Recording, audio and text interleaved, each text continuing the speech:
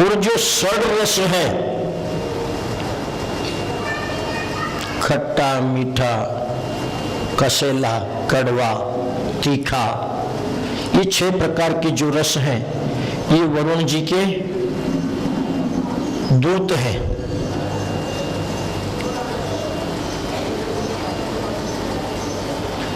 और जो अत्यधिक जीभ से षड रसों का सेवन करता है, उसको वरुण के दूत पकड़ करके ले जाते हैं। अर्थात मनुष्य को अधिक भोजन नहीं करना चाहिए। परमात्मा का ध्यान करते हुए भोजन करना चाहिए। जब तक जीव लौकिक रस के अधीन होगा, तब तक वह अलौकिक रस पा नहीं पाएगा, और वैसा जीव भक्ति रस, प्रेम रस पा नहीं सकता है। षड्रस का भोजन करने वाला भक्ति कर सकता है क्या? नहीं कर सकता, क्योंकि भोजन करते ही नींद आती है।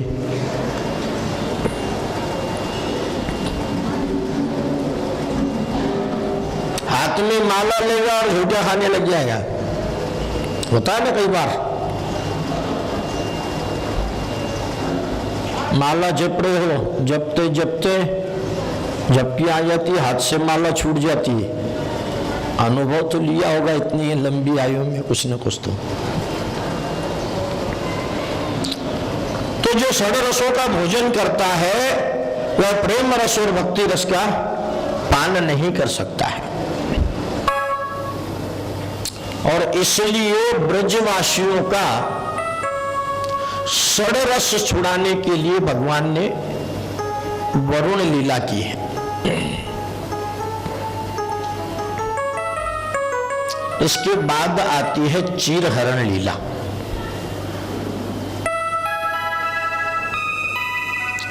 कुछ कुमारिका गोपियां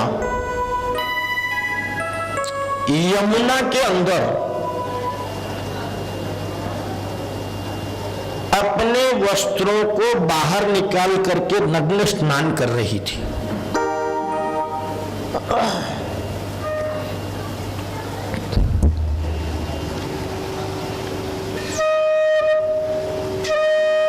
भगवान श्री कृष्ण को जब ये पता चला तो वे यमुना किनारे आए। उन्होंने उन सभी गोपियों के वस्त्र इकट्ठे किए और कदम की डार के ऊपर चढ़ गए और सब वस्त्र वहां पर लटका दिए। और स्वयं बंसी बजाने लगे। अब बंसी की आवाज सुनकर के इन गोपियों को भान आया कि हम नग्न स्नान कर रहे हैं और बंसी बज रही है, इसका मतलब कन्हैया यहीं पर कहीं पर है। इसलिए इन्होंने अपने कपड़ों की तरफ नजर दौड़ाई कि चलो जल्दी निकल के कपड़े पहनेंगे। अब वहां देखती है तो कपड़े हैं नहीं। वापस जल के अंदर घुसी, आकंठ पानी के अंदर, और इधर उधर देखने लगी हमारे वस्त्र गए कहां।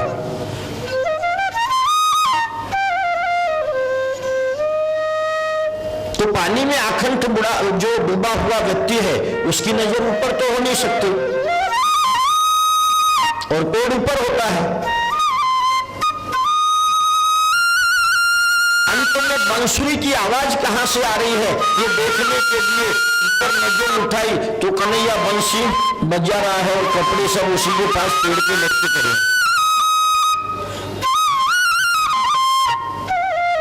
गोपियां कहने लगी, कान्हा, कन्हैया, हमारे वस्त्र दे दे। तो कन्हैया कहने लगा कि मैं तुम्हें वस्त्र नहीं दूंगा,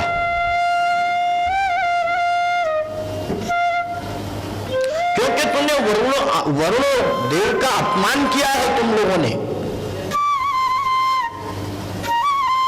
जल में तुम नग्न स्नान कर रहे हो, ये तो वरुण देवता का अपमान है।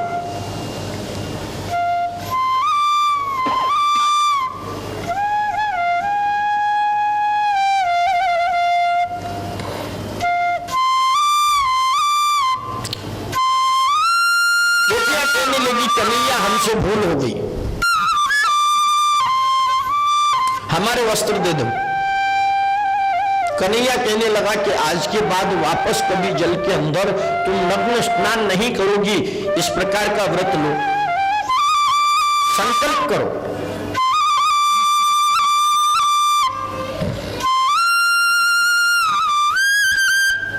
गोपियों ने ऐसा ही कहा। संकल्प लेने पर फिर से कहा हमारे अब तो वस्त्र दे दो। तो कन्हैया कहने लगा ऐसे नहीं, तुम्हें खड़े होकर अपने दोनों हाथ सिर पे उठा के यहां से हाथ जोड़ना पड़ेगा और ऐसे हाथ जोड़ करके बाहर आओ और अपने वस्त्र लेकर जाओ। गोपियों ने ऐसा ही किया, वस्त्र ले गई, वस्त्र पहन लिया। ध्यान देने वाली बात है, ये लौकिक काम बात नहीं है। वस्त्र को कहते हैं वसन, और वसन से नाम पड़ा वासना।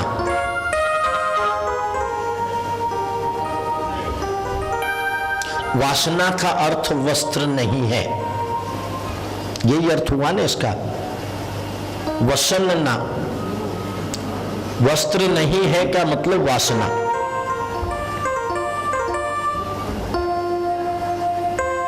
भगवान लौकिक दृष्टि से, स्त्री पुरुष की दृष्टि से गोपियों को हटाने के लिए, क्योंकि रासलीला में जाना है, जीव और शिव का मिलन करना है, स्त्री पुरुष का मिलन नहीं है, ध्यान लेने वाली बात है। और अभी भी इन गोपियों के मन में ये था कि कृष्ण पुरुष है और हम स्त्रियां हैं। वह वस्त्र दोनों के बीच में से हटाने के लिए, स्त्री पुरुष रूपी वस्त्र दोनों के बीच में से हटाने के लिए कि कृष्ण और मनुष्य ये अलग नहीं है, आत्मा और जीवात्मा ये अलग नहीं है, आनंद और परमानंद ये अलग नहीं है, एक ही है।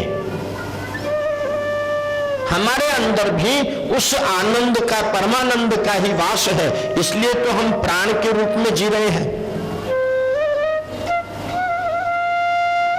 और ये शरीर ही वस्त्र है। गीता में कहा है ना, क्या?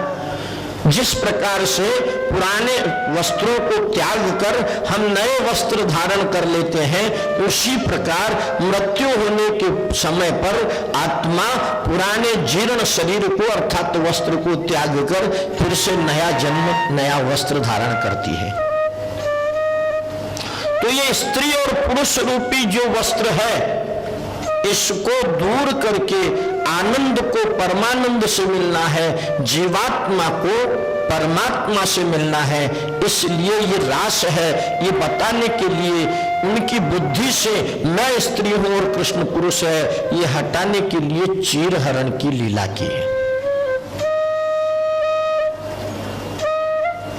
ध्यान में लेने वाली बात है, सबसे पहले किसका हरण किया? ब्रह्मा का गर्भ हरण किया। ब्रह्मा सृष्टि कैसे बनाता है? पंच महाभूतों के द्वारा, अग्नि, जल, वायु, आकाश और जल, इन पांचों के द्वारा शरीर को बनाता है। तो भगवान ने अपने संकल्प मात्र से सभी गोप बालक और बछड़े बना करके ये बता दिया कि मैं स्वयं आनंद हूं, मैं ही आनंद हूं और मैं ही परमानंद हूं, अर्थात मैं ही जीवात्मा हूं और मैं ही परमात्मा हूं। ये भेद दूर कर दिया उसने कि ये शरीर सिर्फ पंच महाभूत है, अगर मैं नहीं हूंगा तो ये नहीं होगा। ब्रह्मा इसके द्वारा बनाता है, परंतु मैं बिना ब्रह्मा के ही, किसी वस्तु के आधार के बिना ही मात्र संकल्प से इसको बनाता हूं। इसलिए सबसे पहले ये शरीर का भ्रम हटाया, सृष्टि का भ्रम हटाया, संसार का भ्रम हटाया। उसके बाद गोवर्धन लीला, यानी कि हमारी जो इंद्रियां विषयों में फंसी हुई है, सांसारिक विषयों में फंसी हुई है, उन इंद्रियों को सांसारिक विषयों से हटा करके मात्र परमात्मा के अंदर वास कर सके, मात्र परमात्मा का ही दर्शन कर सके। इस प्रकार से जीव का मेडिटेशन करने के लिए 7 दिन तक कृष्ण ने अपनी उंगली, छोटी उंगली के ऊपर गोवर्धन पर्वत को धारण किया।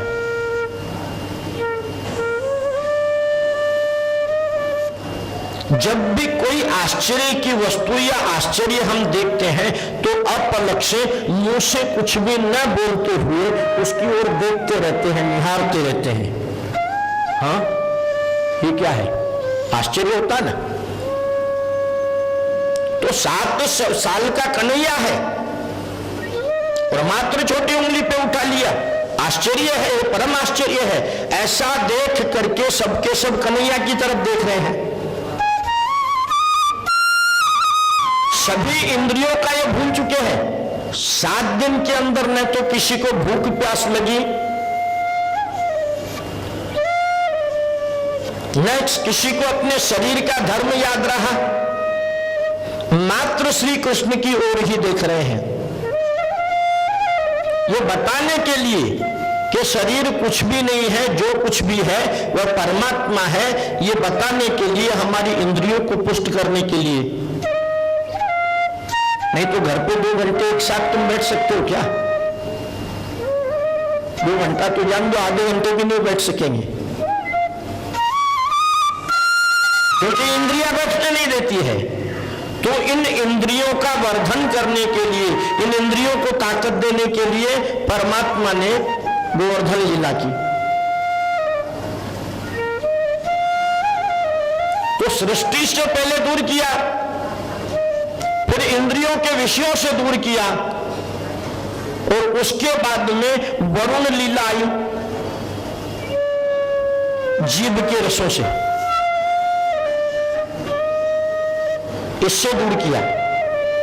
और उसके बाद मात्र क्या बचा?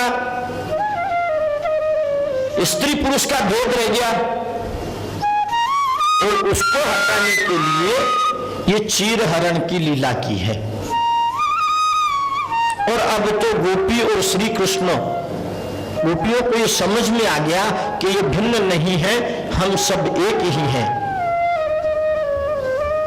जीव शिव से बिछड़ गया है, जीव को तो आनंद तब ही आएगा कि जब वह शिव से अर्थात आत्मा परमात्मा से मिलेगा, तब ही आनंद आएगा।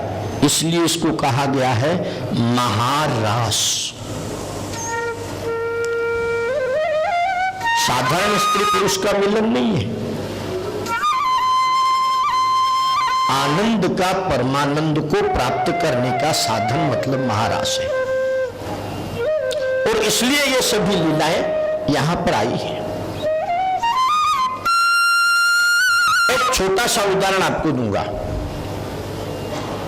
कि एक छोटा बच्चा है, उसको माता पिता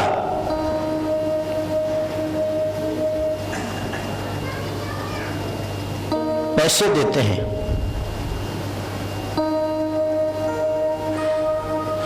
तीन 4 साल का बालक है, ज्यादा नहीं, थोड़ा थोड़ा ये अभी तक समझने लगा है, थोड़ा थोड़ा सा बोलता है, तुतलाकर बोलता है। उसके पास में माता पिता पैसा देते हैं, कई बार रिश्तेदार आते हैं वो भी देते हैं। उससे प्रेम पूर्वक उससे कहते हैं ला हमको दे, तो बालक जब पैसा ऐसा हाथ के तरफ करता है और देता नहीं वापस हाथ खींच लेता है, तो हम क्या बोलते हैं, देखो कितना भानता है। छोटा सा बालक उसको कुछ नहीं समझता, फिर भी क्या बोलते, भानता है। और अगर उसने हाथ में दे दिया तो साथ के साथ पकड़ करके उसका मुख चुंबन करते हैं।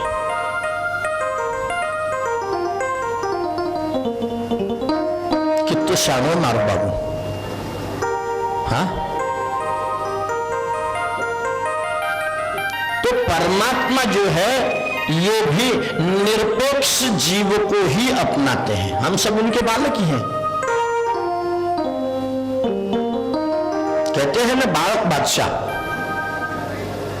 बालक भगवान का रूप। तो जब आप बालक की सी तरह बन जाओगे, क्योंकि बालक के मन में किसी भी प्रकार की कोई कपट भावना नहीं रहती है। उसको तुम दो चार झापड़ लगा दोगे तो थोड़ी देर रो लेगा, परंतु फिर वापस आपके पास आ जाएगा।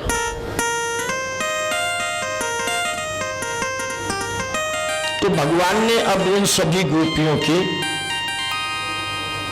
जो भी स्त्री और पुरुष का जो भेद था उसको मिटाया है।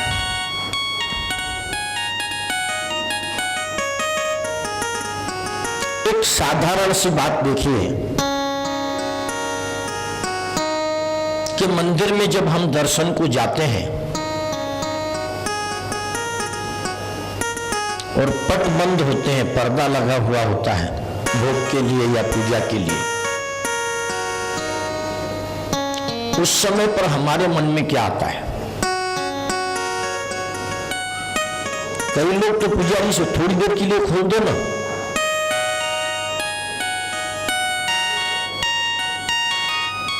और अगर खोल दिया तो कितना आनंद होता है।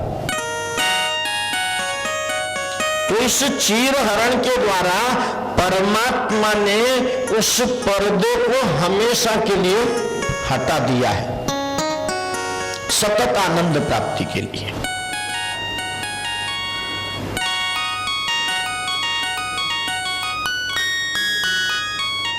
अब इन गोपियों ने हाथ जोड़कर क्षमा मांगी है, तब भगवान श्री कृष्ण ने कहा है,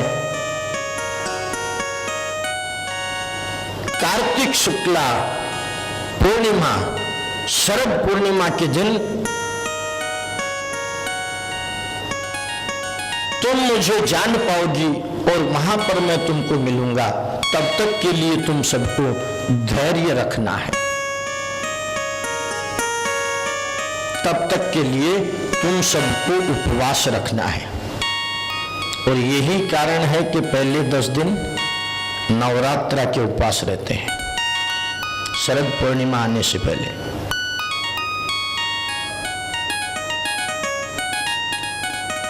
ताकि उस अन्न के द्वारा जो कुछ थोड़ी बहुत वासना हमारे शरीर में रह गई है वह भी दूर हो जाओ। तुम खुद विचार करो, मैं नहीं बोल रहा। 9 दिन नवरात्रा में तुम तुम्हारे घर में कैसे रहते हो, कितनी पवित्रता से रहते हो कि नहीं रहते हो? मात्र लौकिक नवरात्रा, इसलिए वहां तो साक्षात परमात्मा ही मिलने वाला है। तो गोपियां कितनी शुद्धता से रही होगी, किस प्रकार से रही होगी। शरद पूर्णिमा का दिन आया, भगवान श्री कृष्ण ने बांसुरी बजाई।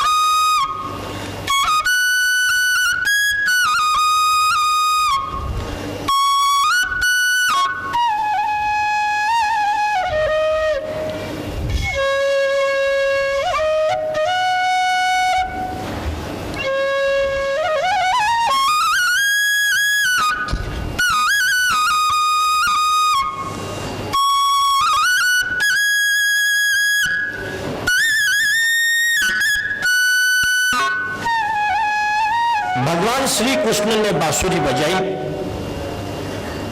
अब वेणु गीत की बांसुरी प्रत्येक ब्रजवासी ने सुनी थी, परंतु आज जो परमात्मा ने बांसुरी बनाई है, बांसुरी बजाई है, उसको मात्र जो मिलने योग्य गोपियां थी, जो मात्र परमात्मा से ही प्रेम करती थी, मात्र जिसको परमात्मा से मिलने की इच्छा थी, उसी गोपी ने इस बांसुरी की धुन को सुना है।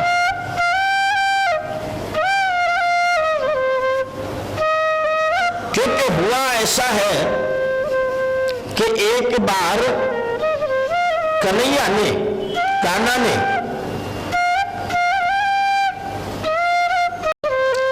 अपने गोप बालक मित्रों को कहा था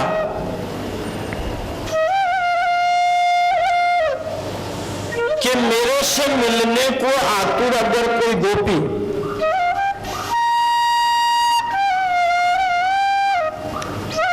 मूर्छित हो जाए तो मुझे बुला लेना।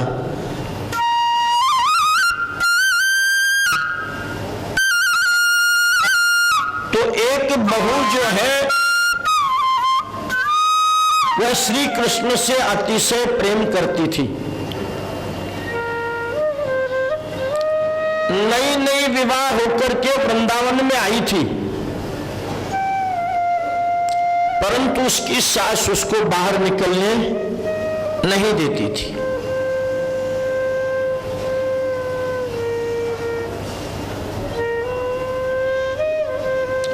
और ऐसी गोपी कन्हैया का ध्यान करते करते जब बहुत दिन बीत गए और कन्हैया के दर्शन न हुए, तो एक दिन मूर्छित होकर के गिर पड़ी।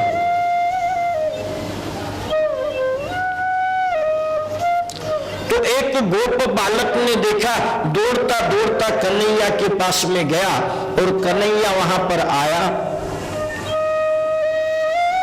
उसने आकर के उस मूर्छित पड़ी हुई गोपी के कान में धीरे से कुछ कहा। बोले, तू चिंता मत कर, शरद पूर्णिमा के दिन महारास में मैं तुझे मिलूंगा।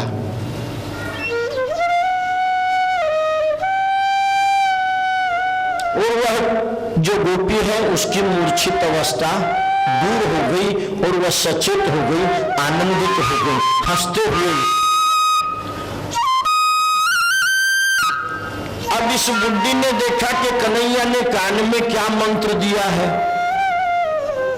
मुझे भी पता करना चाहिए। और दूसरे दिन इस बुड्ढी ने मूर्छित होने का नाटक किया। गोप बालकों ने जाकर के कन्हैया से बताया। बोले, कान्हा, कल जिस गोपी को तुमने ठीक किया था, आज उसकी सास मूर्छित हो गई है, जल्दी चलो। कन्हैया वहां पर आया, पहचान गया कि यह नाटक कर रही है। थोड़ी देर बुड्ढी के पास में बैठा, इधर उधर देखा, थोड़ा सा हिलाया और फिर बोला, अरे ओ भैया, जरा वो कोने में रखी हुई लकड़ी तो लेके आ जरा। ये बुड्ढी ऐसे मूर्छित नहीं हुई है, इसके ऊपर कोई भूत बैठ गया है। और कन्हैया ने 2 फटके मारे तो बुड्ढी कहने लगी, नहीं मैं तो नाटक, देखो भूत बोल रहा है, और 2 मारे।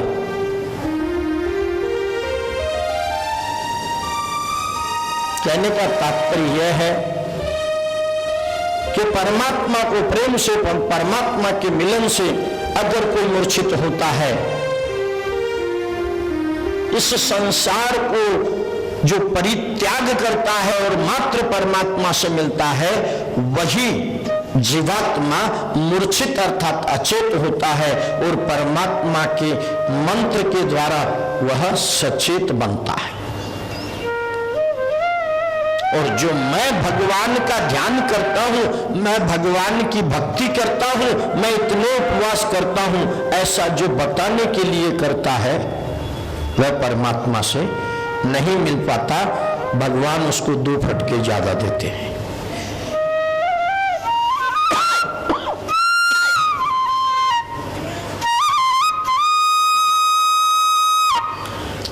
कन्हैया ने बांसुरी बजाई है और जिस गोपी ने इस बांसुरी को सुना वह जैसी जिस अवस्था में थी उस अवस्था में दौड़ पड़ी।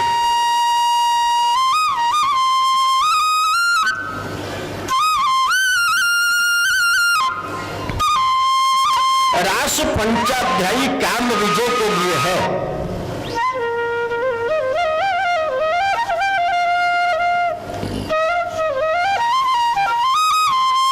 जिनका चित्त श्री कृष्ण ने हर लिया था वे ब्रज नारियां बांसुरी सुनकर आतुरता पूर्वक श्री कृष्ण को मिलने के लिए दौड़ पड़ी है। निशम्य गीत वदन वर्धनम वजस्त्रियम कृष्ण रहित मानसः। ये गोपियां जिस समय पर निकली है उस दशा का अगर वर्णन किया जाए तो आप लोगों को ध्यान में आ जाएगा कि यह कोई स्त्री पुरुष का मिलन नहीं है। द्वयंतो भी कश्चित दोहम हित्वा समुत्सुका। द्वयंतो भी कश्चित दोहम हित्वा समुत्सुका।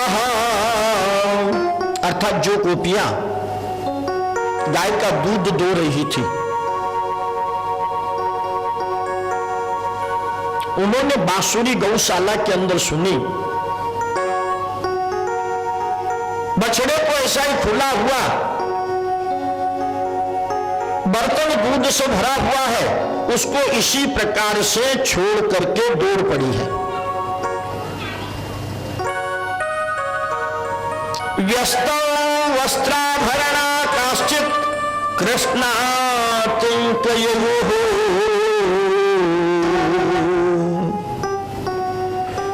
व्यस्त अव्यस्त वस्त्राभरणा काश्चित कृष्णातिकन्ययोः। बांसुरी सुनते ही कृष्ण से मिलने के लिए गोपिका जो वस्त्र पहन रही थी वह ऊपर का वस्त्र नीचे और नीचे का वस्त्र ऊपर, हाथ का वस्त्र पांव में और पांव का वस्त्र हाथ में पहनते हुए वैसे ही दूर पड़ी है।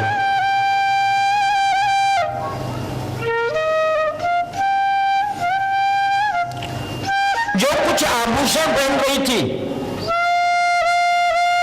वह गले का हार पायल बना करके पहन रही है, पायल को गले में पहन रही है।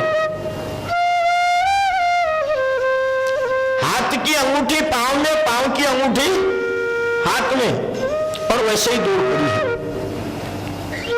इतना नहीं, आगे तो और भी अलग बात हो गई। लिप्यंत प्रभजन्त्योन्याः, लिप्यंत प्रभजन्योन्या, जो अपने घर को सार रही थी शेन और गौमूत्र से, लिप्यन तो लिप रही थी,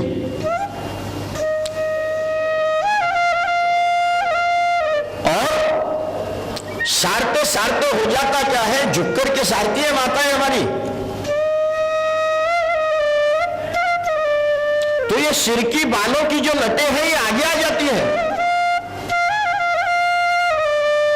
अब हाथों को तो गोबर लगा हुआ है और लटें जब तक दूर नहीं होगी तब तक आंगन दिखेगा नहीं, और आंगन नहीं दिखेगा तो ठीक से कैसे सारेगी, इसलिए गोबर के हाथ से ही। अर्थात मुख को भी गोबर लगा हुआ है। और ऐसी स्थिति के अंदर बांसुरी सुनी तो वह वैसे ही दौड़ पड़ी।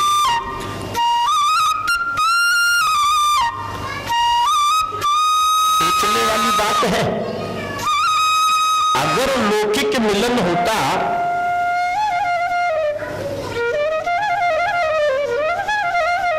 तो किसी आरसे के सामने खड़ी रहती,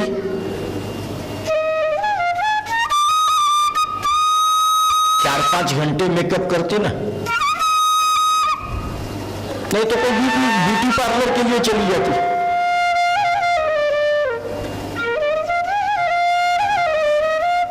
आजकल घर का आधा बजट तो इसी में जाता है।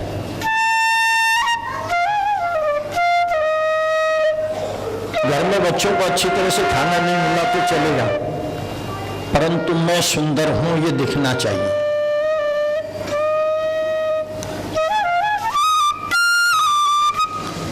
अरे श्रृंगार करना है तो परमात्मा की सेवा में परमात्मा का श्रृंगार करो, देखो पूरा दिन कैसा जाएगा।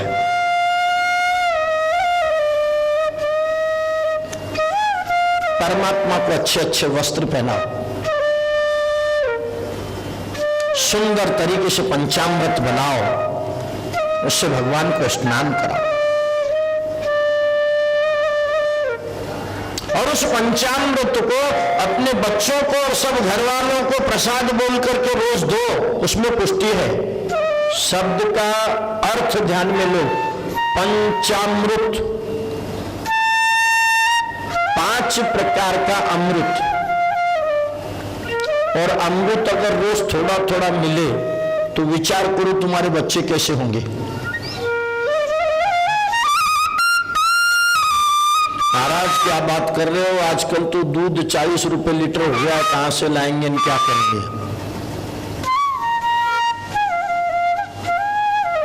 आपका एक छोटी सी क्रीम की डब्बी कितने में आती है?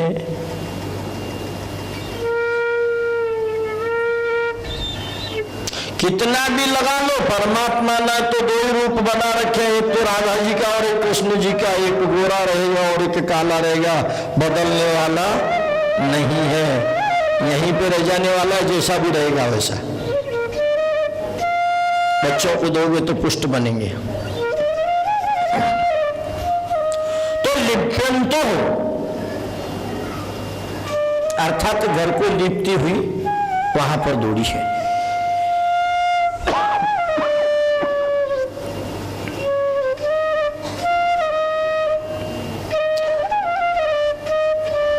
ईश्वर से मिलने के लिए वैसी आतुरता होनी चाहिए जैसी इन गोपियों की थी। घर को लिपते हुए चल पड़ी है।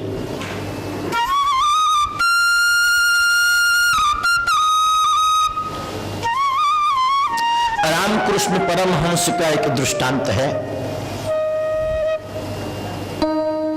कि एक समय पर उनका एक शिष्य कहता है, महाराज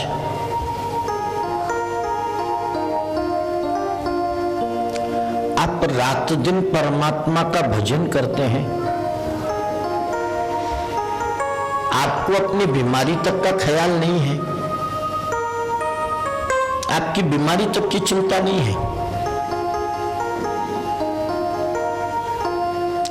रामकृष्ण परमहंस को कैंसर था और अभी का अगर ताजा उदाहरण लेना है तो जिस संस्था की वजह से हमारा धर्म आज तक टिका हुआ है, हिंदू धर्म, और वह संस्था है गीता प्रेस गोरखपुर। उसको जिन्होंने संभाला था, आप में से बहुत से लोगों ने जिनका दर्शन भी किया हुआ है, ऐसे परम महात्मा राम सुखदास जी, 30 साल तक कैंसर था उनको। आपको उनका फोटो भी नहीं मिलेगा। आजकल के हम तो कथाचार तो बोलते हैं, पहले हमारा फोटो पत्रिका में प्रिंट करो, पोस्टर में लगाओ, सब जगह पे दिखाओ, होर्डिंग्स लगाओ, परंतु वो अपना फोटो भी नहीं निकालने देते थे। इतना ही नहीं, आपके आस्था चैनल पे, संस्कार चैनल पे जब उनके प्रवचन आते थे तो भगवान के फोटो और भगवान के चित्र सामने आते रहते थे, मात्र आवाज स्वामी रामसुखदास जी की होती थी।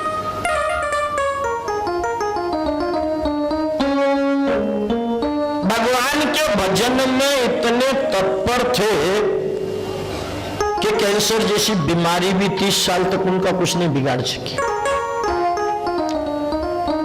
अंतिम के समय में तो ऐसी परिस्थिति थी कि उनको 2-4 लोग उठाकर लाकर के व्यास आसन पर बैठाते थे और फिर वे कथा करते थे।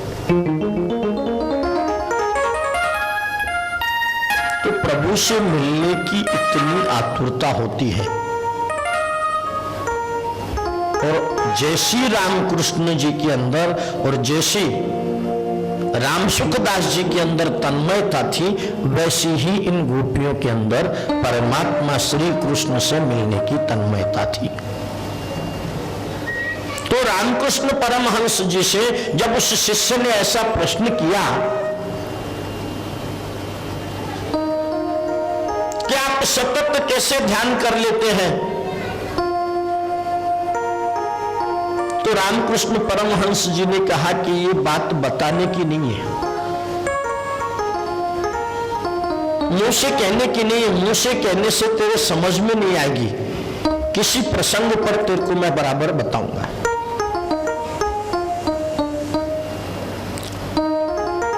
तो एक दिन प्रातः काल में वही शिष्य उनके साथ में स्नान करने के लिए गंगा में गया।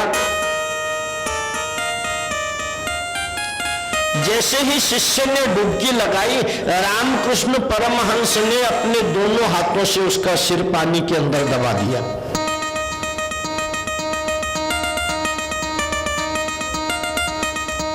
अब वो ऊपर आने का बार बार प्रयत्न कर रहा है, परंतु ये उसको दबा कर रखे हुए हैं। उसका श्वास घुटने लगा। अब तो लगा कि मरने वाला हूं, और उसी समय पर उन्होंने अपने दोनों हाथ हटा लिए। शिष्य बाहर निकला, बोले महाराज जी आपने क्या किया? बोले ये बाकी जाने दे, बोल तेरे को कैसा लगा? बोले मेरे को तो परमात्मा याद आ गया, मैं निकला, मैं मरा, इसलिए परमात्मा को याद करने लग गया। बोले मैं अपनी मृत्यु को सतत याद रखता हूं, इसलिए सतत परमात्मा का ध्यान करता। तो ये गोपियां सतत हर क्षण हर समय में परमात्मा का ध्यान करती थी, और इसलिए बांसुरी को छोड़ करके ये गोपियां वहां पर आई हैं। किस प्रकार से बांसुरी के मीठे सुर हैं। मुरली प्रेम की बजाई रे नंद लाला, मुरली प्रेम की बजाई रे, और मैं तो थोड़ी थोड़ी आई रे नंद लाला, मैं तो थोड़ी थोड़ी आई रे नंद लाला, मुरली प्रेम की बजाई रे नंद लाला, मुरली प्रेम की बजाई रे नंद लाला।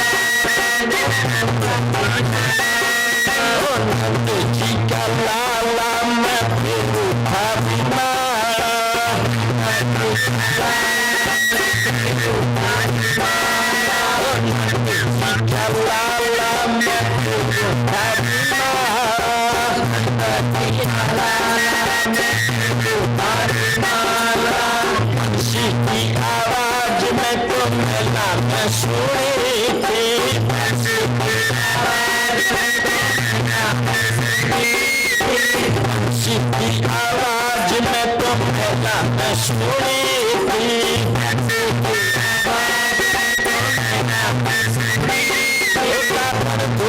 तो छोड़ा छोड़ाई रे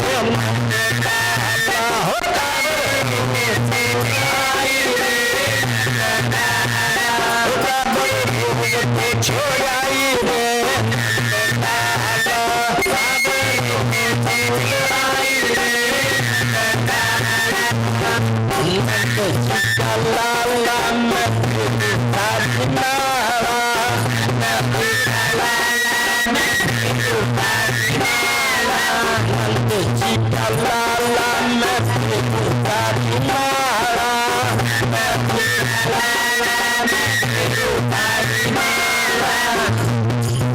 प्रेम की बजाई रे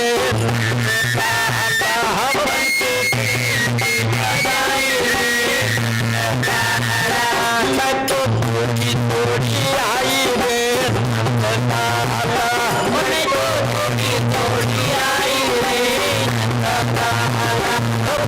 प्रेम की बजाई रे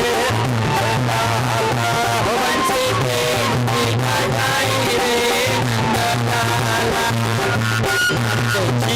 लाला मैं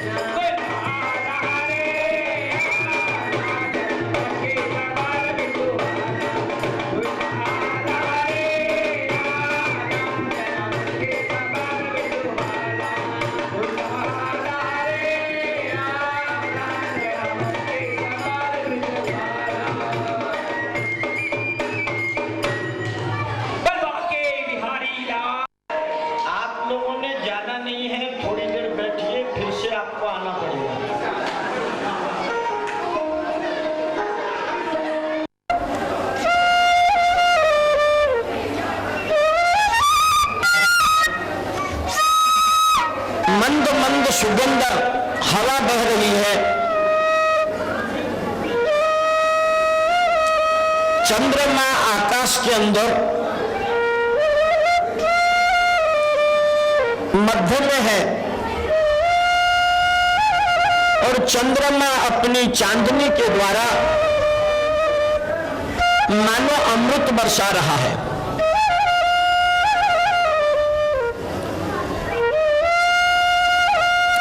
और ऐसे समय पर उस बांसुरी को सुनकर के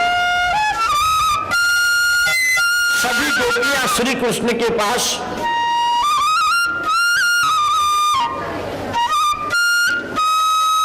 लीला निकुंज में पहुंची है।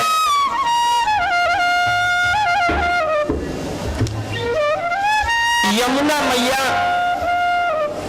मंद मंद बह रही है।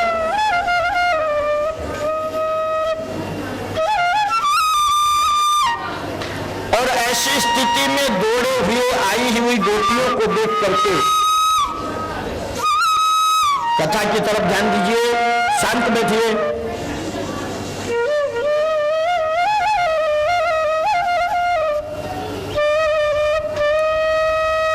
उन दौड़कर आई हुई गोपियों का भगवान श्री कृष्ण ने स्वागत किया।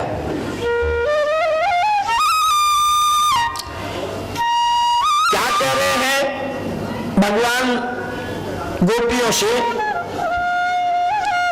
स्वागतम वो महाभागा। भगवान श्री कृष्ण उन गोपियों से कहते हैं स्वागतम वो महाभागा।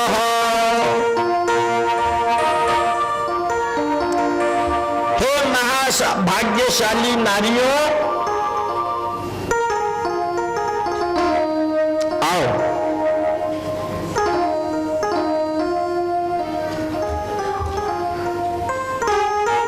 भागवतकार गोपियों को महाभाग्यशाली कहते हैं। नारद जी भी अपने भक्ति सूत्र में गोपियों का दृष्टांत देते हैं। यथा ब्रज गोपिका नाम,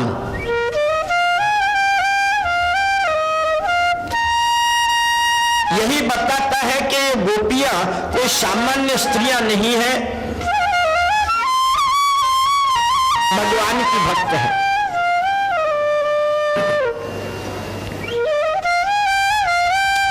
महाभाग्यशाली किसको कहा जाएगा?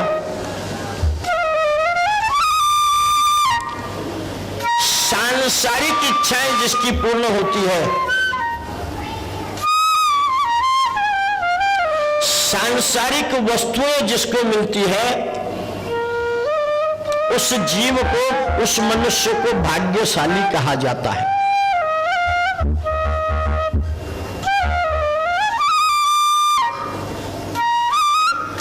जाता है, भगवान की कथा श्रवण करता है, भगवान के पूजन में अपना समय व्यतीत करता है, परमात्मा के दर्शन में अपना समय जो व्यतीत करता है, वह मनुष्य भाग्यशाली है। जिसको बहुत पैसा मिल जाए वह महाभाग्यशाली नहीं है, वह तो भाग्यशाली है। परमात्मा का जिसका जीवन व्यतीत हो वही महाभाग्यशाली है। सतत बना रहे वह और वह तो एक परमात्मा है, दूसरा और कोई भी सतत रह नहीं सकता। इन पंच महाभूतों को जब प्रलय काल में नष्ट हो जाना है, तो जिन पंच महाभूतों के द्वारा ये मनुष्य का शरीर बना है, ये भी नष्ट होने वाला है। शरीर की इच्छाओं को पूरी करने वाली वस्तुओं को मिलने वाला महाभाग्यशाली कैसे हो सकता है?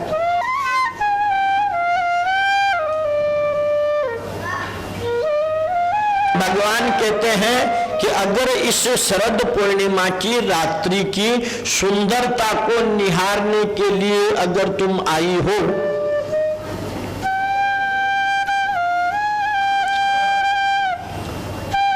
तो थोड़ी देर इस वन की सुंदरता को देखकर वापस अपने घर चली जाओ।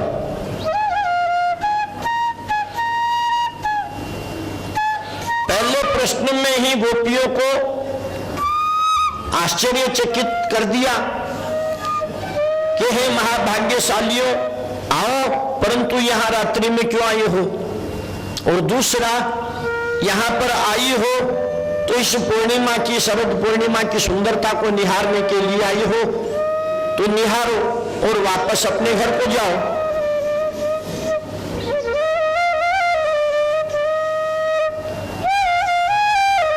क्योंकि पतिव्रता नारियों को रात्रि के समय पर घर से बाहर नहीं रहना चाहिए।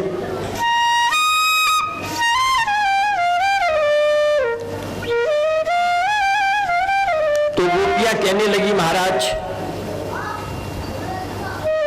हम तो यहां पर आपसे मिलने के लिए आई हैं।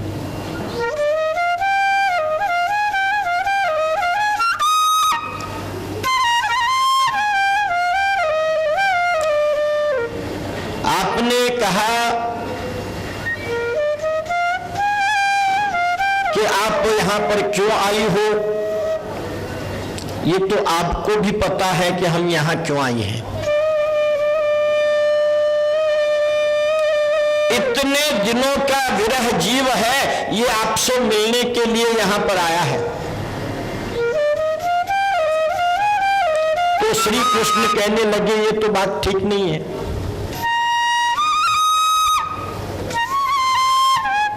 तुम्हें तो तुम्हारे पति से मिलने के लिए जाना चाहिए। घर पर तुम्हारे बच्चे हैं, तुम्हारे पति हैं, तुम्हारे पिता हैं, उनको छोड़कर यहां पर आना उचित नहीं है।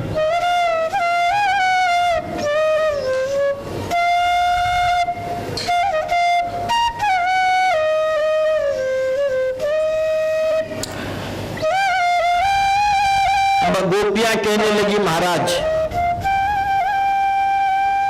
हमको सांसारिक सुखों के अंदर अब किसी भी प्रकार का रस नहीं है।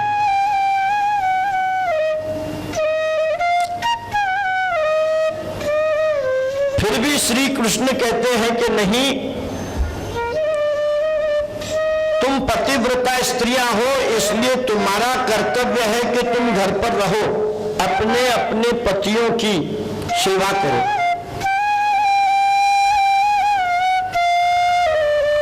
तो गोपियां प्रभु को आत्मधर्म का उपदेश देने लगी कि आप आज ऐसे निष्ठुर क्यों हो गए? आज आप इतने कठोर क्यों हो गए? आप आज ऐसे निष्ठुर क्यों हो गए हो?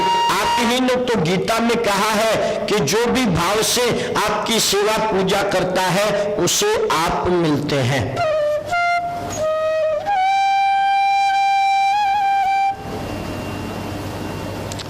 और जब आपने गीता में कहा है कि जिस भाव से जो भी आपको भजता है उसको आप मिलते हैं, तो अब आप हमको मिल गए हैं, फिर हम वापस घर को क्यों जाएं?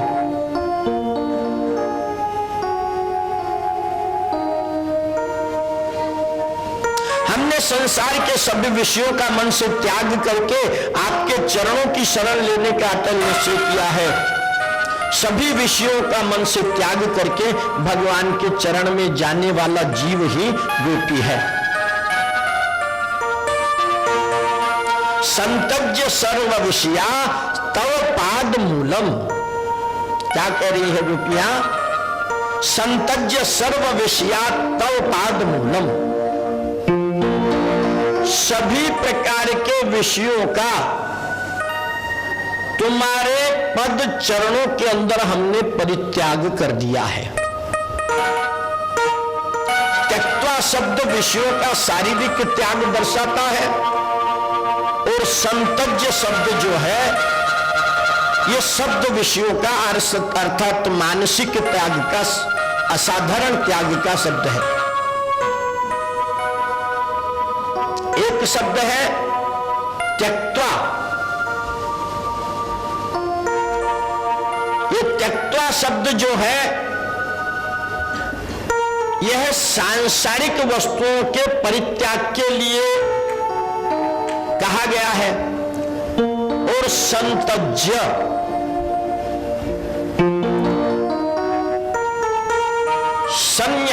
अच्छा, जितना सब कुछ अच्छा था वह सभी का हमने परित्याग कर दिया है, अर्थात शारीरिक और मानसिक सभी प्रकार के विषयों का हमने परित्याग किया है, उसे कहते हैं संत्यज्य। इसलिए गोपियां कह रही है कि हे प्रभु, हमने तो आपके चरणों के अंदर शारीरिक और मानसिक सभी विषयों का त्याग कर दिया है, और अब हम आपके चरणों की शरण में आई हैं। आपके लिए हमने सर्वस्व का त्याग कर दिया। जिसके मन में ईश्वर के सिवाय अन्य कुछ भी न हो वही गोपी है।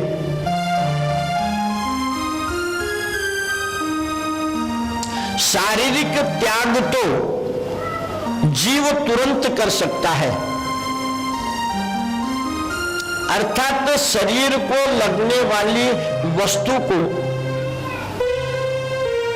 जीव तुरंत त्याग कर सकता है, परंतु मानसिक अर्थात मन को भाने वाली, मन को अच्छी लगने वाली वस्तु का या विषय का मनुष्य शीघ्रता पूर्वक त्याग नहीं कर पाता है।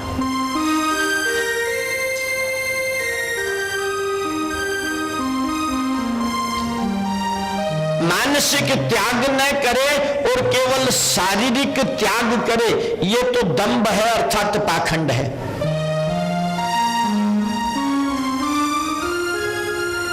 मानसिक त्याग ही मुख्य है। तन अर्थात शरीर चाहे जहां पर रहे, परंतु मन ईश्वर से दूर कभी नहीं जाना चाहिए। इस पर एक दृष्टांत देंगे। एक व्रत और अव्रत नाम के दो साधु थे। व्रत और अव्रत नाम के दो साधु थे। जन्माष्टमी का दिन था।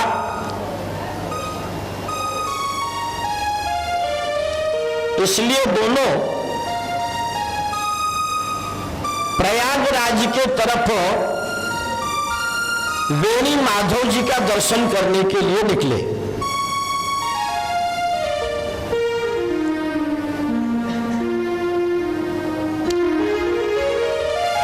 सायंकाल का समय था।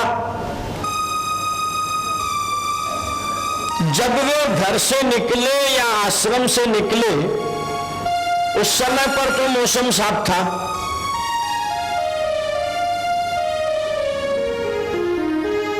अब ये जन्माष्टमी का उत्सव जो है ये वर्षा ऋतु में आता है, इसलिए ये थोड़े बाहर निकले और वर्षा होने लगी।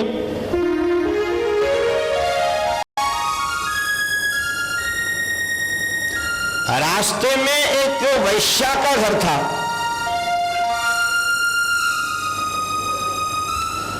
और बारिश बड़े जोर से पड़ रही थी,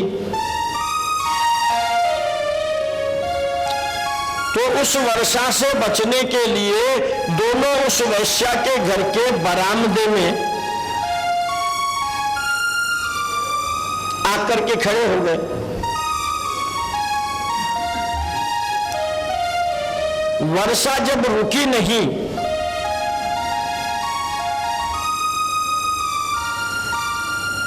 तो जो व्रत है, ये व्रत नाम का साधु कहता है कि मैं तो चला, वेणी माधव जी के दर्शन करने हैं, वर्षा आओ चाहे मत आओ।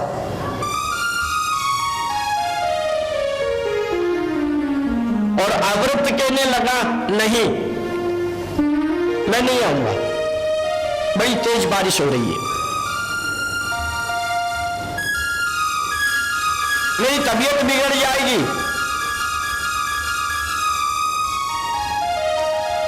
अव्रत वहीं पर रह गया और व्रत जो है ये वेणी माधव जी के दर्शन के लिए चला गया।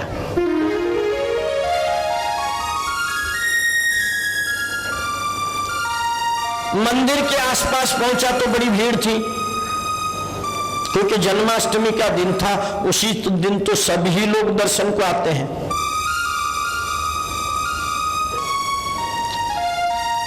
तो व्रत को मन में विचार चल रहा है कि यहां पर इतनी भीड़ है, कोई आगे से धक्का दे रहा है, कोई पीछे से दे रहा है। मैं तो इस भीड़ से परेशान हूं और उधर वह अवृत उस वैश्या का मेहमान बना हुआ और मैं इस भीड़ के अंदर धक्के खा रहा हूं।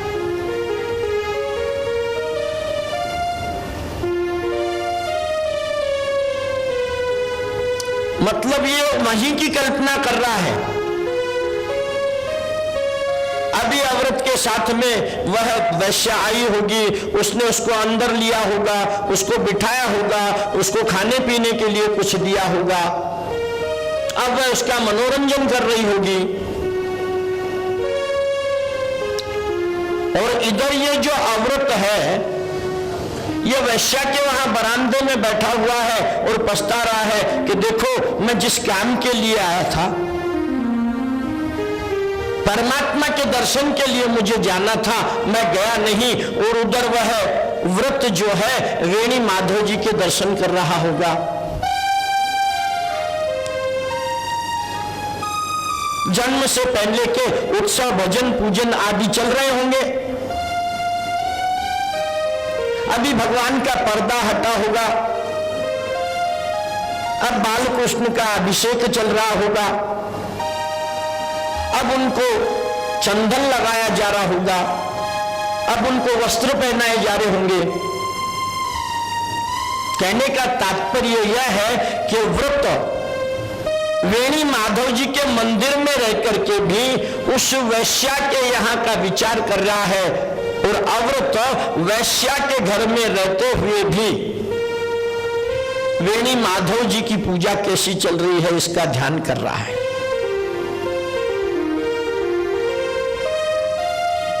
तो अब आप ये बताइए कि सच्चा वेणी माधव जी का दर्शन कौन कर रहा है?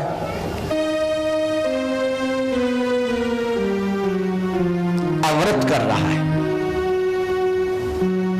त्याग शरीर से नहीं, त्याग मन से होना चाहिए।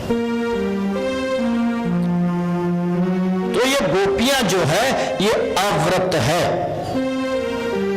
क्योंकि हमने थोड़ी देर पहले ही बताया कि अब न तो उनको शरीर का पता है,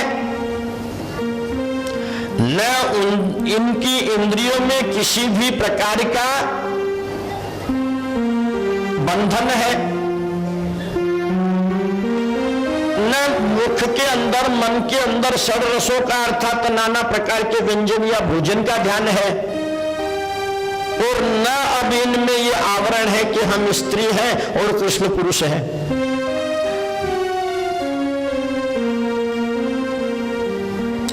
इस प्रकार से यही दृष्टांत हमको बताता है कि गोपियां जो है ये परमात्मा के पास में गई है। अव्रत को मोक्ष मिली वैश्या के घर में रहते हुए भी, और व्रत को फिर से संसार में जन्म लेना पड़ा।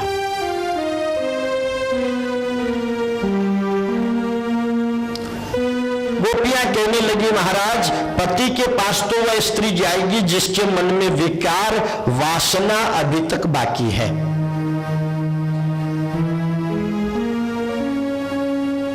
हमने तो विकार वासना सबका त्याग कर दिया है और हम निर्विकारी होकर के आपके पास आई हैं।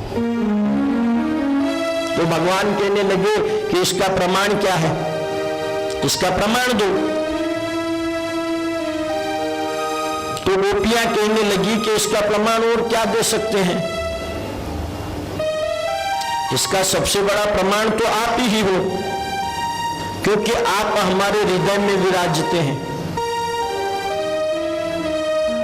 कहा भी गया है, को देवो यह मन साक्षी। देवता कौन है? हमारा मन की जो साक्ष्य है वही देवता है। कई बार हम संसार से अपने गलत कर्मों को छुपा सकते हैं, परंतु क्या कभी हम हमारे मन से छुपा सकते हैं क्या? मन में तो कभी न कभी हमारे को ये महसूस होता है कि हमने ये काम गलत किया। तो सबसे बड़ा अगर कोई साक्षी है तो ये हमारा मन है। जो व्यक्ति, जो मनुष्य अपने मन के बारे में रोज रात्रि में सोने से पहले अपने मन से पूछे कि आज दिन भर में मैंने कितने काम अच्छे किए और कितने काम बुरे किए, तो अपने आप बुरे कामों की आदत छूट जाएगी।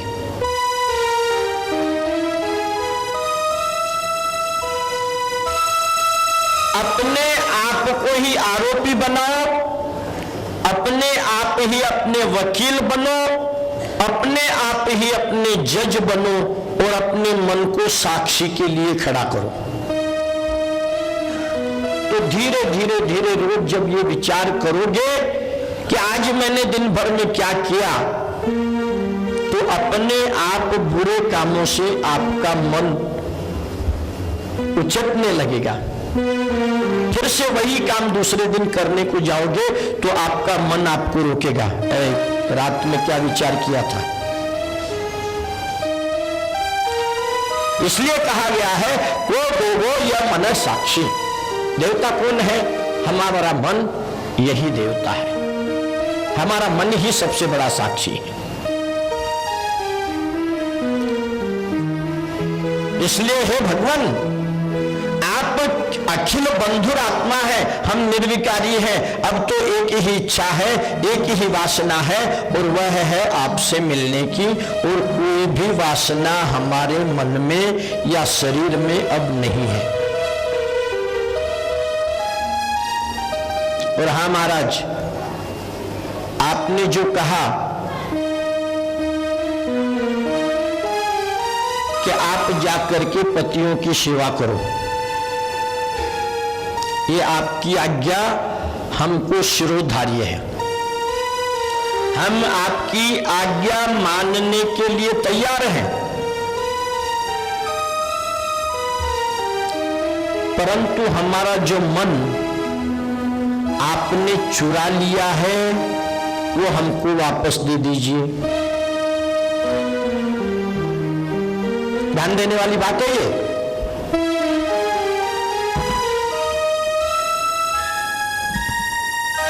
गोपियां कह रही हैं कि आपने जो कहा कि जाकर के अपने पति की सेवा करो, ठीक है, हम जाने के लिए तैयार हैं, आपकी आज्ञा शिरोधार्य है, परंतु पहले आप हमको हमारा मन लौटा लीजिए, हमारा मन दे दीजिए। आपने हमारा मन चुराया है, और बिना मन के जाकर के अगर हम वहां सेवा करेंगी तो कर पाएंगी क्या?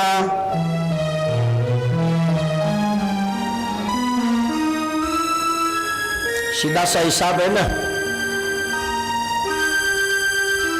आप रसोई में रसोई बनाती हो, दूध आपने चूल्हे पर रखा हुआ है या सिगड़ी पे रखा हुआ है, और दूध रख करके दूध उफड़ने को आने वाला है, उसी समय पर आपका ध्यान कहीं और दूसरी तरफ चला गया, अर्थात मन दूसरी तरफ दूसरी बातों में चला गया, और वहां खड़े खड़े रहते भी दूध उफन जाता है, बाहर निकल जाता है। या आप ये विचार करते हो कि दूध तैयार होगा तब तक मैं ये काम कर लूं, और उस काम में इतना मन लगा देते हो कि उस दूध को भूल जाते हो और दूध ऊपर चला जाता है, क्योंकि उस समय पर आपका मन दूध की तरफ नहीं है, दूसरी तरफ है, इसलिए ऐसा होता है। तो गोपियां कह रही है महाराज आप सेवा करने के लिए कह रही है, हम वहां चले जाएंगे, परंतु मन वह यहां पर रहेगा और सेवा वहां पर कैसे हो पाएगी?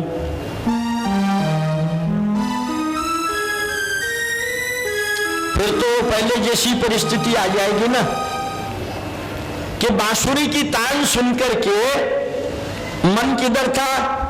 बांसुरी की तरफ। चूल्हे के अंदर लकड़ी के बदले में बेलन अर्थात लाटना डाल दिया ना, हाँ। गले का हार पांव में और पांव का हार गले में डाल करके दौड़ पड़ी है। तो बिना मन के हम वहां सेवा करें तो कैसे करें? हमारा मन हमको वापस दे दो। तो भगवान ने कहा मुझे पता ही नहीं मैंने कब तुम्हारा मन चुराया है, मेरे पास तुम्हारा मन नहीं है।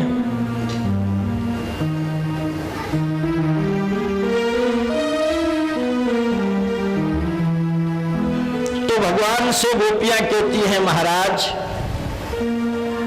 अब आप ये कथा प्रवचन जो है बंद करो आए धन में, क्योंकि हमने ये कथा प्रवचन पिछले जन्म में बहुत किया है।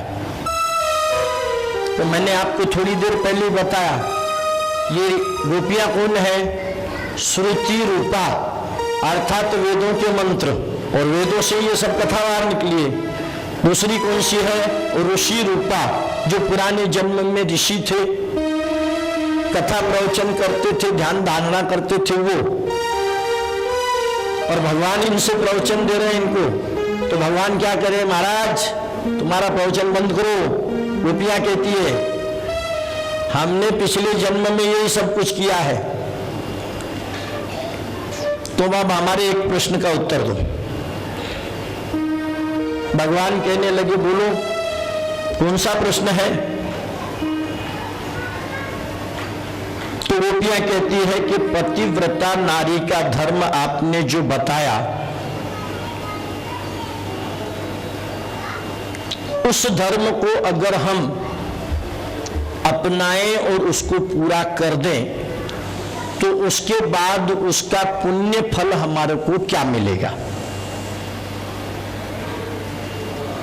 तो भगवान कृष्ण कहने लगे कि उससे मन शुद्ध होगा। फिर गोपियां कहने लगी कि शुद्ध मन होने वाले को क्या मिलता है? शुद्ध मन होने के बाद में क्या मिलेगा? तो भगवान कहने लगे कि उस शुद्ध मना जीव को परमात्मा की प्राप्ति होती है। अब गोपियां कहने लगी कि तुम तो हमको मिल ही गए हो, हमारे सामने हो,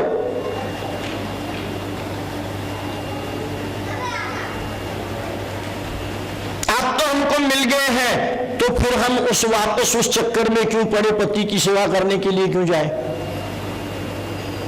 तो कृष्ण कहने लगे कि मैंने पतिव्रता नारी का दृष्टांत सुनाया है, तुम भी घर पर जाओ और पति की सेवा करो।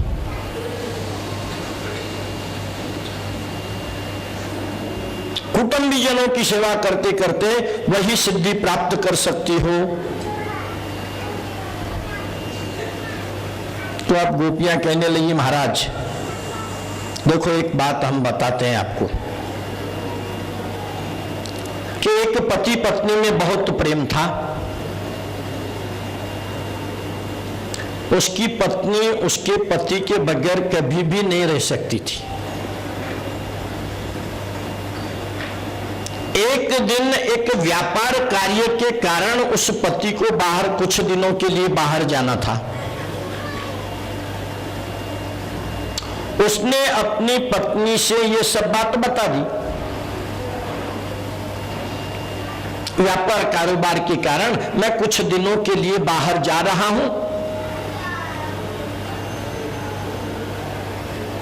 तो पत्नी कहने लगी महाराज मुझे भी साथ में ले चलो, मैं अकेली यहां नहीं रह सकती आपके बगैर।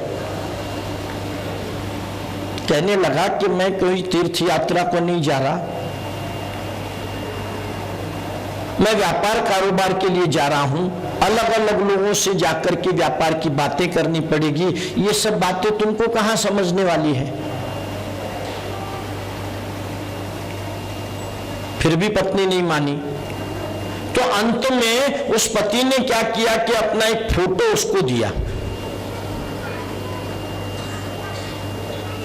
ऐसा कर तू घर का सब काम हो जाए और जब भी तेरी इच्छा हो कि मुझे मेरे पति के दर्शन करने हैं उस समय पर तू मेरे को देखते रहना। और मेरे इस फोटो की पूजा करते रहना, जिससे तुझे मेरा बिछोह महसूस नहीं होगा, मेरा वियोग महसूस नहीं होगा।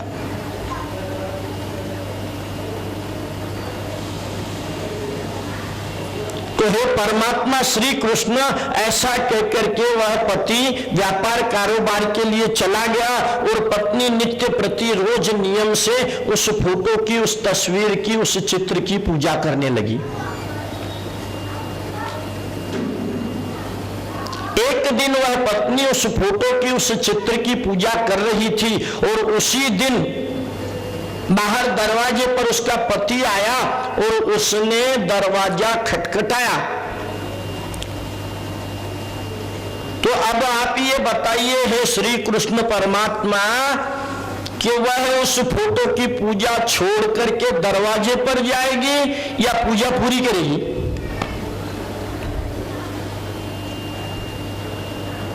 तो कृष्ण कहने लगे कि इसमें कौन सी पूछने की बात है, प्रत्यक्ष पति दरवाजे पर आ गया है तो फिर फोटो की पूजा क्यों करेगी, दरवाजा खोलेगी।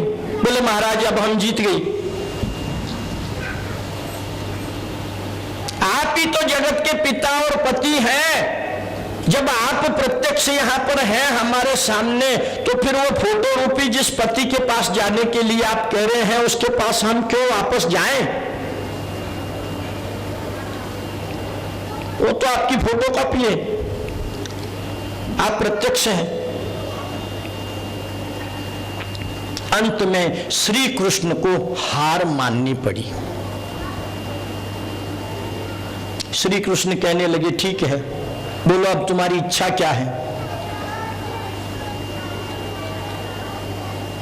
तो गोपियां कहने लगी महाराज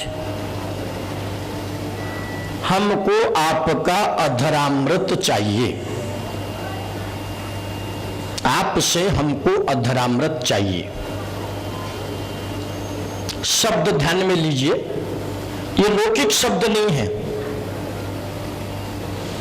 जो हमारे मन में आता है।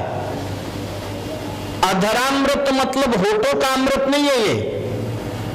धरा किसको कहते हैं? पृथ्वी को, भूमि को। और अधरा का मतलब क्या हुआ? जो भूमि का अर्थात पृथ्वी का नहीं है, वह अमृत हमको चाहिए, अधरामृत।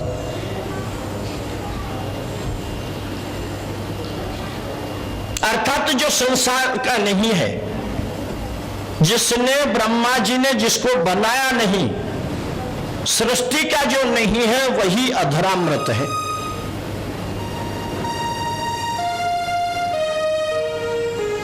तो श्री कृष्ण कहने लगे कि अगर मैं तुमको अधरामृत नहीं दूं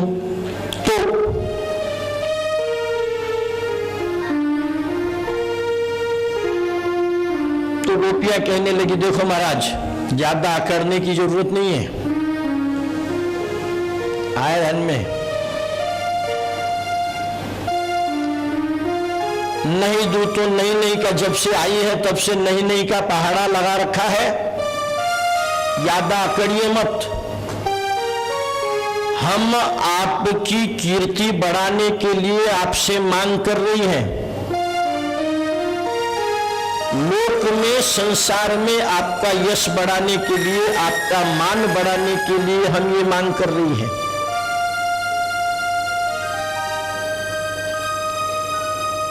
अधरामृत अर्थात आपको प्राप्त करने का जो कार्य है, ये तो हम अभी भी कर सकती हैं। अगर आपने अपना अधरामृत हमको नहीं दिया तो आपके वियोग में इस शरीर का अब इसी क्षण हम त्याग कर देंगी,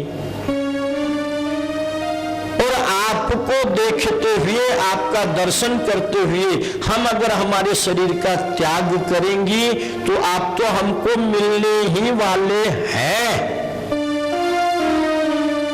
इसमें कोई दो राय नहीं है। परंतु फिर संसार क्या कहेगा कि कृष्ण ने उससे जिन्होंने इतना प्रेम किया, कृष्ण ने उनके ऊपर दया नहीं दिखाई। और वे गोपियां अपना प्राण त्याग कर बैठी।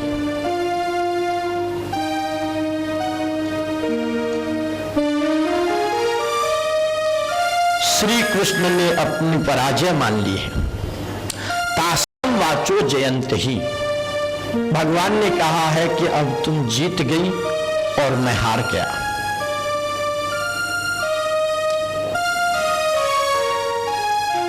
जितनी गोपियां थी उतने ही श्री कृष्ण प्रकट हो गए।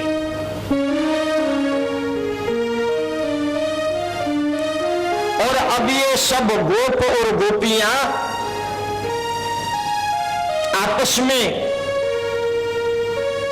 नृत्य करने लगे हैं।